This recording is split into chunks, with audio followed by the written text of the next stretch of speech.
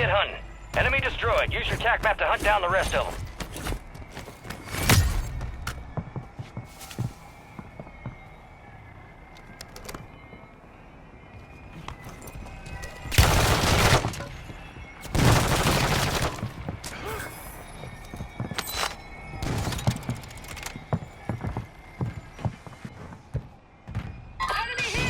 Enemies dropping into the AO.